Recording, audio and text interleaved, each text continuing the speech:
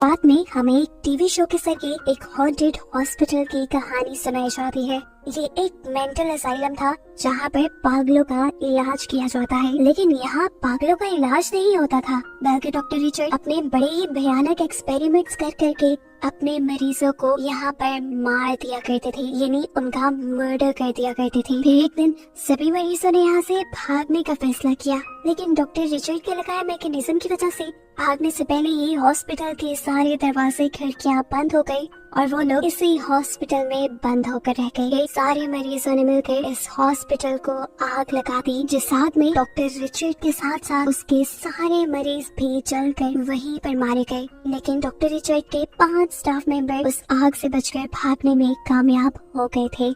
उस दिन के बाद से आज तक उस हॉस्पिटल को हाउस ऑफ हॉन्ट कहा जाता है, जिन्हें एक डरावना भूतिया घर जहाँ पर कोई रह नहीं सकता, कोई एक दिन भी सरवाइव नहीं कर सकता। ये बेसमेंट में जाने पर उसे ताज़ा खून की लाइनें दिखाई दी और ये लोग जान गए कि यहाँ पर डोनाल्ड मर गया है, और इस चीज का इल्जाम लॉरेन के प्लान के ठीक मुताबिक वो स्टीवन को देने लगे। और जाकर उन्होंने सैचुरेशन चैम्बर खोलकर चेक करने की कोशिश की कि क्या स्टीवन जिंदा भी है या मर गया। जैसे ये लोग उस चैम्बर को खोलते हैं तो उसमें स्टीवन के बजाय डोनाल्ड की लाश दिखाई देती है, और ऐसे ये बात इन्हें कंफर्म हो जाती है कि मर्डर स्टीवन ने किया है। हालांकि हमें फ्लैशबैक में दिखाया जाता है कि लॉरेन ने खुद स्टीवन की बॉडी को वहाँ से निकाल कर डोनाल्ड की बॉडी को उस चैम्बर के अंदर रखा था। अब यहाँ पर एक लड़की को कुछ अजीब सी आवाज आती है। गन लेकर वो जैसे ही चेक करने गई तो एकदम से स्टीवन उसके सामने आ गया, जिसके हाथ खून से भरे हुए थे। उसे देखकर वो लड़की डर गई और स्टीवन ने उसे बताने की कोशिश की, अरे नहीं, मैंने डोनाल्ड को नहीं मारा, मुझे तो जब होश आया तो मैं यहाँ जमीन पर पड़ा था।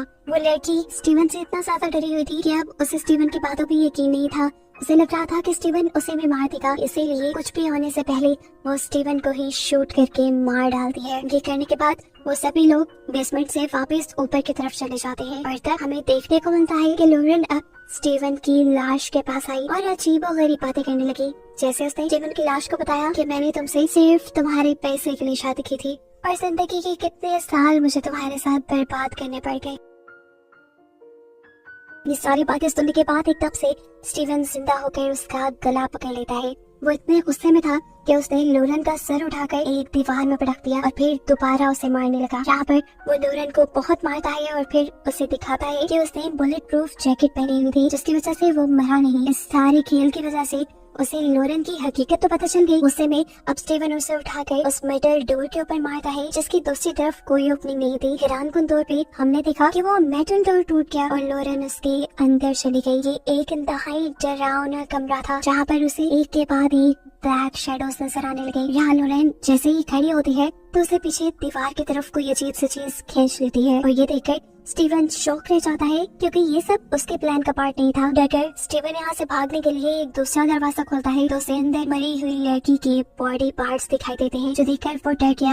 वो यहाँ से भागना चाहता था, लेकिन तभी लॉरेन ने उसकी बॉडी का शेडो उसके सामने आ गया, जो उसे डराने लगा था। इससे डरकर वो जब लॉबी से बाहर जाने की कोशिश करता है तो नाकाम हो जाता है, क्योंकि लॉबी का डोर अब लॉक हो चुका था। स्टीवन जोर जोर से लॉबी का दरवाजा नॉक करता है ताकि कोई उसकी आवाज सुनकर उसकी मदद करे। यहाँ पर ये तीनों एक विंडो तोड़कर यहाँ से बाहर निकलने की कोशिश कर रहे थे। उन्होंने जब स्टीवन की आवाज सुनी तो वो हैरान हो गई, क्योंकि उन्हें तो लग रहा था कि सेरा ने उसे मार दिया। डरते हुए वॉटसन आगे जाकर लॉबी का दरवाजा खोलता है तो स्टीवन एकदम से उसे लॉबी के अंदर धक्का देकर उस साइड पे आ जाता है और वो ब्लैक शैडो वॉटसन को अपने अंदर ले जाता है। स्टीवन बुरी तरह घबराया हुआ था। उसे यहाँ आकर एडी और सेरा से कहा, जितना जल्दी हो सके यहाँ से भाग जाओ, क्योंकि ये जगह ठीक नहीं, ये जगह हॉरर है, यहाँ पर सच में कुछ पावर्स हैं जो तुम्हें यहाँ रहने नहीं देंगी। इन दोनों को स्टीव की बातों पे यकीन नहीं हो रहा था, लेकिन फिर एकदम से इनके सामने भी वो ब्लैक शैडो आ गया, जो आते ही खत्म भी हो गया और फिर दोबारा वो शैडो बम की तरह फटने लगा। ये लोग इन सब चीजों से बचने के लिए वहाँ से भागने लग जाते हैं। हमें दिखाया जाता है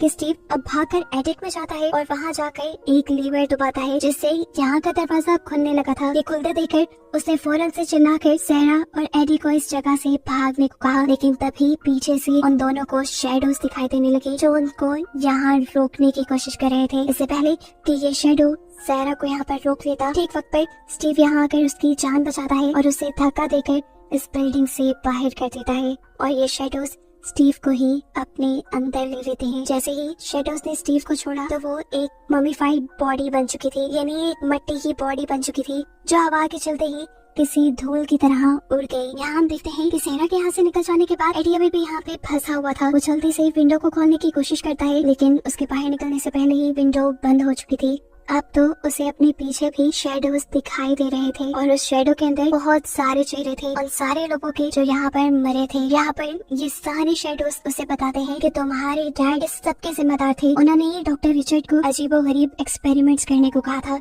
ये सुनकर एडी उन्हें सच बताता है कि मैं तो अडॉप्टेड था, मुझे इन चीजों के बारे में कुछ नहीं पता। ये सुनकर भी उस शेडो के ऊपर कुछ असर नहीं हुआ। वो एडी को मारने ही वाले थे, लेकिन ठीक वक्त पर यहाँ पे वॉटसन की सोल ने आकर इस जगह का दरवाजा खोल दिया और एडी फाइनली यहाँ से बचकर बाहर निकल गया। बाहर से आने वाली सूरज की रोशनी ने इस शेडो के असर को कम कर दिया था और फाइनली ये लोग बाहर निकल गए थे। देखने को मिलता है कि इनके पास एक एनवेलप भी पड़ा था जो वॉटसन ने उनकी तरफ फेंका था और इसके अंदर काफी सारे $1 मिलियन के चेक थे जो स्टीवन ने प्राइज मनी के तौर पर साइन किए हुए थे। इसी वजह से ये लोग अब खुश थे। एक तो इनकी जान बच गई थी और दूसरा इनकी जिंदगी बेसान हो गई थी। और बस इन्हें दिखाते हुए ये कहानी यहाँ खत्म हो जाती है।